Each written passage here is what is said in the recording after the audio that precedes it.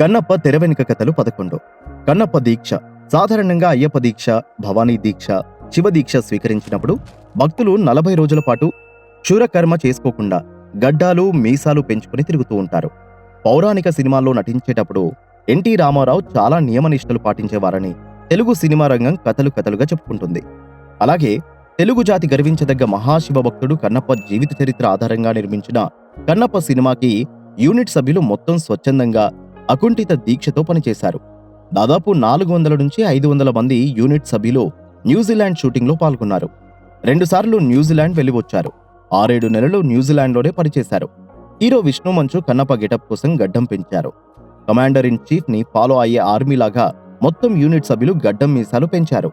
Cinema shooting పూర్తయ్యేంత వరకు దాదాపు ఏడాది పైన అలాగే ఓ దీక్షలో ఉన్నట్లు ఉండిపోయారు. తాము కేవలం ఓ సినిమాకి పనిచేస్తున్నామని కాకుండా ఓ శివలీలని, శ్రీకాళహస్తి చరిత్రని ప్రపంచానికి, ముఖ్యంగా ఈ జనరేషన్కి చెబుతున్నామనే భక్తి శ్రద్ధలతో ఈ సినిమాకి పనిచేశారు. ఈ కన్నప్ప దీక్ష గురించి పబ్లిసిటీ చేసుకోవాలని కూడా ఆలోచించలేదు. గుడ్ మార్నింగ్, గుడ్ నైట్ అనే పిలుపులు, పలకరింపులు కాకుండా యూనిట్ అందరిది ఒకటే పలకరింపు, హర హర మహాదేవా అని.